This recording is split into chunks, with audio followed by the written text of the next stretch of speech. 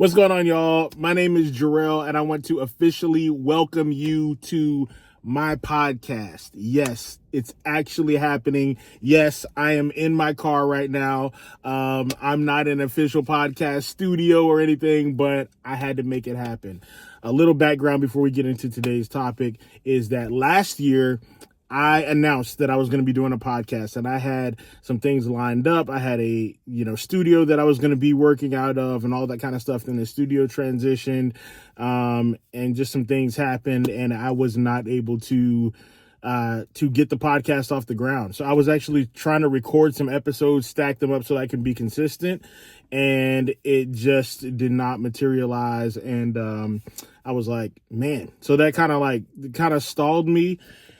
And now I'm just going to jump into it, and things are going to happen when they happen. The studio thing will happen when it happens, all of that kind of stuff. And I'm excited about inviting you into this journey. So this podcast is called Creative Process, and it's called Creative Process with Jarrell. I'm excited about it, and a couple of the things that you can expect from this podcast is that we are going to be processing art, faith, and culture, and we're gonna be kind of breaking some things down. So I'm an artist, spoken word, hip hop. I do all that kind of stuff. So we'll be breaking down some songs and spoken word pieces and all that kind of stuff on the art side. On the faith side, we're gonna be breaking down just things that are happening in faith and how we process faith and our spiritual journeys and all that kind of stuff. And I'm really excited about that as well. A little background about me. I am a Christian. I was born in a very strong Christian household.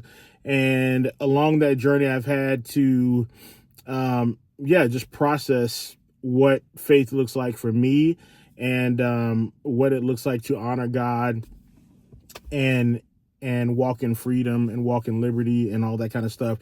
And I'm excited about it. So we're going to be processing the faith aspect of things. And then we're going to be processing culture. So we are going to be doing some like reaction type videos and everything. I'm excited about it. But before I get into what I wanted to talk about today, on January the 1st is, I want to give you a little bit of background about who I am. So like I said, my name is Jarrell. I am a hip hop and spoken word artist. I am married.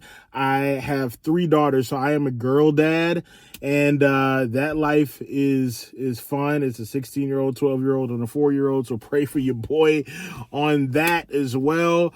But yeah, my wife and I, we actually started a nonprofit called the Rise Movement. And our mission is to empower creatives to transform community through art and the gospel. And so that is what we live and breathe, man. We love creatives, and we love seeing creatives thrive. And part of this podcast, why I wanted to do this podcast, is because one of our values is that we want to amplify creativity. RISE is an acronym that stands for Reach, Involve, Study, and Empower, and we want to empower creatives. We do that through a festival that we did. We just did our first one in 2025, and I think it was May of 2025. And so we want to do that through festivals, but we also want to do a digital platform. And this is the start of that, y'all. This is the start of creating this massive, I have this idea, this picture in my head of what God has called me to. And it is a big deal. It's a massive platform. But I have to start somewhere. And so you are on this process, you're on this journey of me just obeying God and using what I have to create this, what I believe is going to be a massive platform. Y'all, like, my YouTube channel is not even monetized yet. Like, it's not monetized. And so I kind of feel bad for saying that, because like I've been an artist for a while, but I've also been doing like ministry stuff too. So like with our nonprofit, we do a lot of ministry to creatives. We do a lot of groups and things like that. And so it's a lot of outreach work. And so I have not, that's kind of been my whole coming up, right? Has been like balancing this artistry and then the ministry aspect of things too. And so I kind of ping pong from like one side to the other. And, but I just feel like recently the Lord has been like, create the platform, like be all in, do the music stuff. And so, so yeah, that's a little bit about who I am. I will have my wife, on the podcast at some point too, so that you get a chance to meet her. And then on my post on YouTube as well. Every now and then, we'll post our family and all that kind of stuff, everything that's going on. But I'm really excited about this journey, creative process. And so one of the reasons why I wanted to do this, call it creative process, is because I want people to see that it is a journey. And for me, the irony about this and the reason why I'm starting on a phone is because a lot of times creatives are not seen as people, they're seen as the products that they create, and so it's like, yeah, you're this, it's almost like creatives are they're kind of viewed as like this machine that pushes out media and all the different things, and it's for a world that is mainly consuming, and it's a consumption based world that we live in, right? And so I want to jump on here and say, hey, creatives are humans, and we have the right, we should process things, right? We can actually slow down and process. That doesn't mean that we overthink and that we just, have analysis paralysis is what they call it.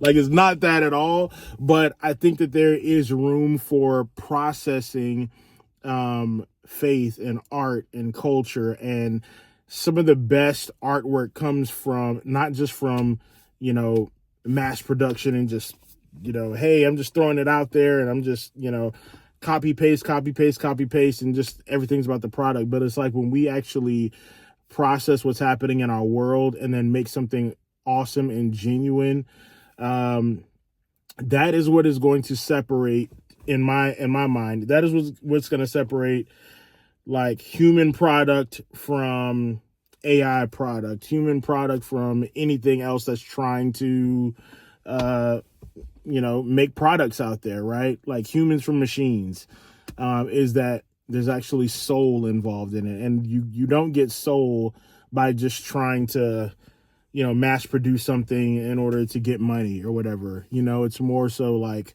yeah, let me just sit back and process this and take time to cook, And so that's why I'm doing the creative process. And this, believe it or not, this whole thing is kind of humbling for me because I, in a lot of ways, just kind of thinking, just processing, right?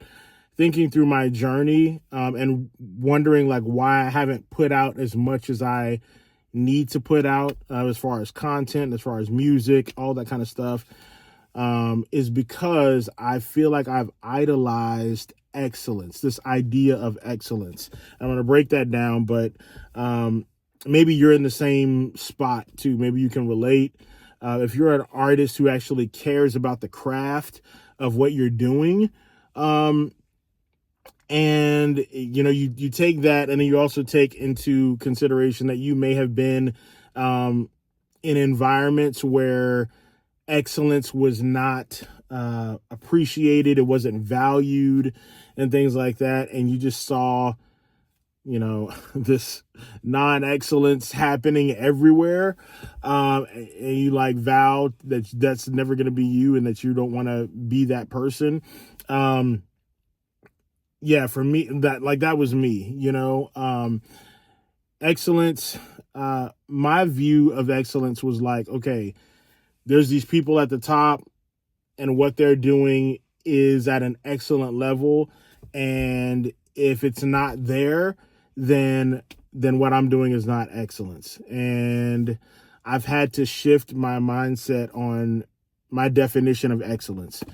And now my definition of excellence is doing the best with what I have, doing the very best with what I have. And so, y'all, right now, I don't have a studio. I don't have a studio right now. I have a phone. I don't even have a stand. Like I have this stand on my dash that's just holding the phone together, holding the phone there. I don't have a mic. I don't have any of that stuff, right? But what I do have is an iPhone 16 Pro, right? And that is what I'm using to record right now. I'm trying to do the best that I can with what I have. And what I'm realizing is, especially over this last year, 2025, I've come to realize like God can do more with obedience than we can imagine, you know? And so 2025 for me, it was one of my biggest years in ministry as far as like the most reach, right? And so literally my spoken word, I've got a chance to perform in front of thousands. Last year, my spoken words were seen by tens of thousands of people. Like it has been a huge year for me. And I'm a guy with, I'm here in San Antonio, Texas. It's not a huge like music city or even arts city. It's, a lot of the art is cultural and all of that kind of stuff. But the stuff that I do, San Antonio is not known for. So it's not like I'm thriving because the atmosphere is great over here. It really is just like me saying yes and me stepping out and actually believing in what God believes about me and saying, okay, you know what? God, you've given me these gifts and talents, and I want to steward that to the best of my ability. And so I've learned a lot of lessons in stewardship, and I've come to realize that I was idolizing this picture of excellence, and it was making me take long pauses in between dropping stuff, right? Because for me, I would rather walk in excellence and wait and cook and then drop something. But that was taking me like between projects. I mean, it was taking me 3 and 4 years, and so the world is becoming more consumer based and you just lose people, you just lose people. And I feel like I have to start over and gain the momentum back and do all this kind of stuff. But I was doing that because I was like, you know what, if I'm going to do something, if I'm going to drop something, I want to drop something right and all of that. And then to add to that, I felt like the pauses were justified because I was also kind of doing this other thing of ministry to creatives. And I was like, well, I'm doing this. And so the music and the spoken word and the content can pause because I'm doing this. And I never tried to balance either one of them. I just kind of went to one extreme or another. Okay, this is now music. And okay, now I'm in an extended season of ministry. Now I'm in an extended season of music. And I just kept ping ponging instead of balancing and trying to actually, I've heard people say, and this really makes a lot of sense to me, but like people will say, okay, balance is actually a myth. You're not gonna be able to balance everything. One of my friends, his name's Mike, and he said a better way to think about it is to kind of integrate all of your life instead of trying to balance, because even in balance, it's just different things, different pockets. And he was just saying, hey, maybe think about like actually integrating your life. And I've never really been great at that. I've always had things segmented and in my life. And so this year is definitely a year of alignment. It's definitely a year where I'm integrating things and just trying to find that place where I'm obedient and being a good steward of everything that God has given me, whether it's the ministry, whether it's the music, all that kind of stuff. And so, yeah, my encouragement today is really to just start the thing. And if you're a person like me and you're really concerned about balance, I'll give you this example. When my kids, I was, in this space where I was trying to teach my kids how to ride their bike and everything. And it was a simple revelation, but it was kind of pretty awesome. And the thing is that they were, I was trying to tell them about balance because I didn't want them to fall or whatever. And then I realized you can't, they can't balance. It's harder to balance something that's actually not moving. It's harder to balance something that's not moving. And so once I actually started to get them to move, then they started, they started figuring it out. Right. And I was like, oh man, that'll preach right there. That'll preach. And I feel like, for me, that has happened a lot in my life. And that probably happens in a lot of lives of creatives, because as I'm studying psychology of creatives, we think in terms of ideals, and the ideal scenario, the ideal situation, and we shoot for that. And if we're not meeting that, then we kind of go to the opposite of non-action and things like that, because we can't reach the ideal. And it's really interesting, because that was happening in my life. And sometimes you just gotta start. And so this is me starting. I am praying that, in the next year, I am not going to be sitting in my car doing a podcast with 1,627 subscribers, not monetized. I'm praying that in a year that's not going to be the case. You know what I mean? Maybe you can pray with me. You're going to see the journey, because I really believe that this thing is not supposed to stay in my car, It's supposed to be out there, and it's going to be a platform for other creatives, but I had to start. That's my point. My point is I have to actually start this thing somewhere. And what I'm understanding also is that when people see the process, they appreciate it more. Think about the people that you follow, or, whatever. So things that you follow, you don't, for a lot of people, it's not like, hey, let me just find this ready-made thing and let me just start following that, because it's hard to be inspired by that. All of us are on a journey, and we're all wanting to learn, and we're all wanting to grow. And so when you see somebody growing, then that in itself is inspiration to be yo, it's possible. I can actually do this. And so you got to start. You got to start somewhere. This is super humbling for me, and I'm excited about it. I'm excited about the journey. We're going to see where we are. My goal is to get monetized this month. I don't know if there's going to be anything that goes viral or whatever.